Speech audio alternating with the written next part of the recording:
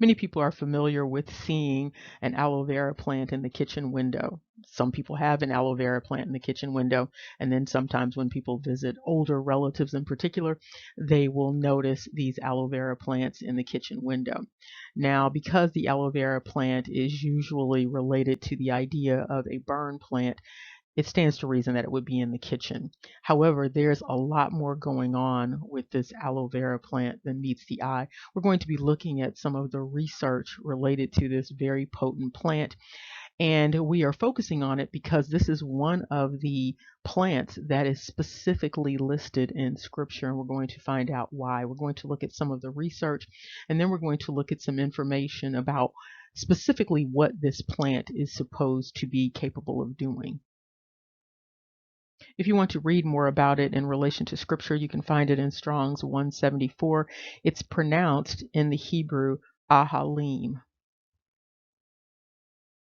And you can see here that there's a suggestion that this is a loan word from the Sanskrit with transliterations such as aguru, agaru, and agil. Also, this aloe is supposed to be noted for being fragrant.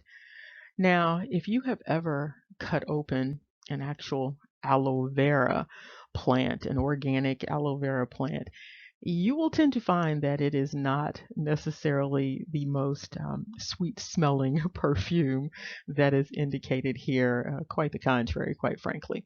But there is perhaps an aloe outside of aloe vera that smells particularly fragrant. There is plenty of research to support the benefit of the aloe vera plant. We're going to look at some of that research. We're going to look at some of the mainstream information and then look at some of the alternative information. There are several Latin names for aloe. We're going to be specifically looking at aloe vera, which essentially means the true aloe. We are looking at the NIH, National Center for Complementary and Integrative Health. The plant is thought to have originated in the Western Asia area known as the Middle East, but you see it in climates in the United States that are similar to those climates. And so it indicates here that aloe is a cactus-like plant that grows in hot, dry climates. It is cultivated in subtropical regions around the world, including the southern border areas of Texas, New Mexico, Arizona, and California. Historically, it has been used for skin conditions, including improving baldness and, of course, promoting wound healing. There is quite a bit going on here with aloe. It indicates that it can be used topically and orally. Topical use of aloe is promoted for acne, lichen planus, burning mouth syndrome, and for radiation burns. It also indicates here that some people can use aloe vera or have used aloe vera for weight loss, diabetes, hepatitis, and inflammatory bowel disease. And here the NIH is laying out some information related to clinical research on the use of aloe vera. This includes for acne, for speeding up burn healing, also for things like lichen planus and psoriasis. There's also some information related to treating irritable bowel syndrome. Also, additionally, information related to dentistry and diabetic foot ulcers. So that's some information you might want to check out a little bit more. But they are indicating that there is clinical research to support a number of uses for aloe vera. So there's more going on with that plant that's in the kitchen window, again, than meets the eye. As with most health remedies, they are indicating that you should talk with your healthcare provider about any complementary health approaches that you are using. Hopefully, they can give you additional information that is specific to your situation, and then you all can make some shared, well-informed decisions together. Ultimately, your health, however, is your own.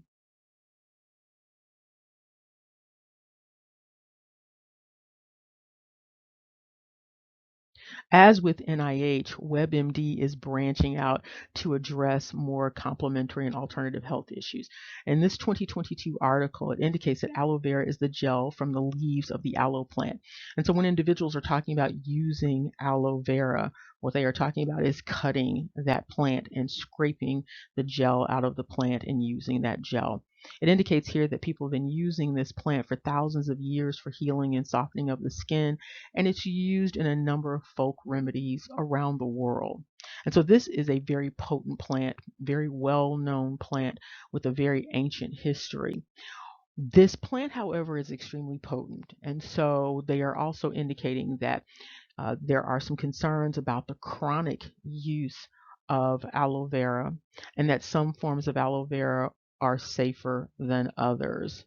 And so, again, you need to consult with your healthcare partner about the use of aloe vera long term or orally using aloe vera. And here they offer some historic uses for aloe vera. They indicate that research backs up the ancient use of topical aloe vera as a skin treatment, at least for specific conditions. Studies have shown that aloe gel might be effective in treating skin conditions including psoriasis, seborrhea, dandruff, minor burns, skin abrasions, skin injured by radiation, herpes, acne, and anal fissures. They also offer that there is some evidence that aloe vera gel taken orally seems to help lower blood sugar levels in some people with diabetes. It also helps to lower cholesterol.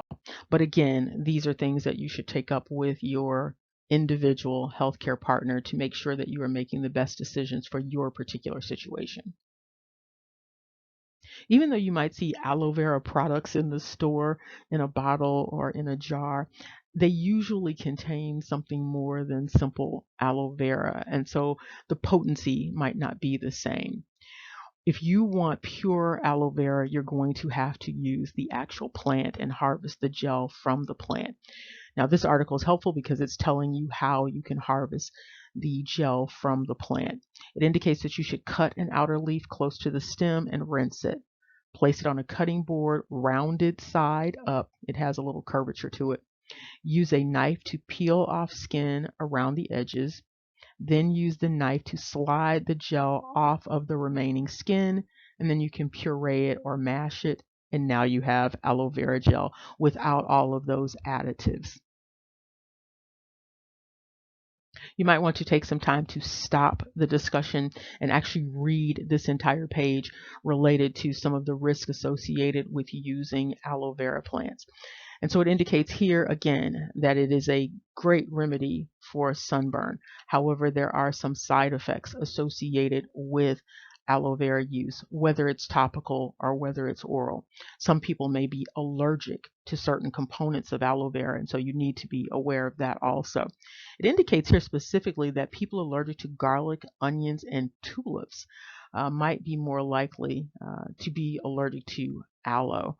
And they also, of course, indicate that high doses of oral aloe are dangerous. So again, you need to speak with your specific healthcare provider prior to using this for serious health issues. Again, you might want to consult with a complementary health provider, an alternative medical provider, because those individuals are usually more informed about these alternative and complementary health strategies. And they also indicate here that because there is a lack of safety data related to pregnant women, breastfeeding women, that aloe vera supplements should not be used orally by either children or women who are pregnant or breastfeeding. This is a little book that you might consider acquiring. It's called The Little Herb Encyclopedia by Jack Richardson. It's a small book. And it indicates that the aloe vera plant is used to balance the pH of the skin, and it's also useful for removing dead skin cells from the skin. And this then facilitates bringing moisture to the skin. Richardson also indicates that the aloe is a part of the lily family. He goes on to discuss that historically, this plant has been used for everything from constipation to burns to kidney ailments. He also offers that Egyptians used aloe as a part of the embalming process. The aloe is known in Arabic as aloe, so Alloeh, and also in the Hebrew, it's noted as halal. Halal. Additionally, he indicates that the pulp is believed to contain the wound healing agents. He goes on to indicate that Russians call these biogenic stimulators. He indicates that they now have developed a process whereby they can use the leaf of the plant, which is also the strongest part of the plant, for nutrients. This might explain why you might tend to see more products on the market now indicating that they contain whole leaf aloe. In addition to the information provided by WebMD and NIH, Richardson offers an extensive list of benefits associated with aloe vera. Some of the benefits might actually be surprising to you. He indicates here that during the healing process, it can stop pain and reduce the chance of infection and scarring. So that's important to keep note of. He also indicates that it is excellent for absorbing toxins. Now, for this very extensive list, Richardson indicates that aloe vera gel or aloe vera is beneficial for abrasions, acne, AIDS, allergies, amenorrhea, anemia, asthma, athlete's foot, bed sores, bleeding, bowels, bruises, burns or scalds, canker sores, chicken pox, colitis, denture sores, deodorant, digestion or indigestion, and we talked about that and some concerns about that also. Eczema, fever blisters, flu, heartburn, hemorrhoids, insect bites, jaundice, pain, pinworms, poison ivy or poison oak, psoriasis, radiation burns, ringworm, scalds, scar tissue, shingles, various skin eruptions, sunburn, tapeworm, thermal burns, ulcers of the leg, varicose veins, weaning, and wrinkling of skin. This wraps up our look at that plant in the window known as the aloe vera plant. And we can see now that this is a very potent plant with a very long history. This plant has a medicinal history. This plant has a spiritual history. There is a lot going on with this plant. It is so potent that there are significant caveats also related to the plant. It looks very benign when you look at it, but there's a lot apparently going on with this plant. And so the next time you see the plant, you will be looking at this plant with fresh eyes and considering the new potential that you might see for this plant. So it might be helpful for everyone to have an aloe vera plant in the window.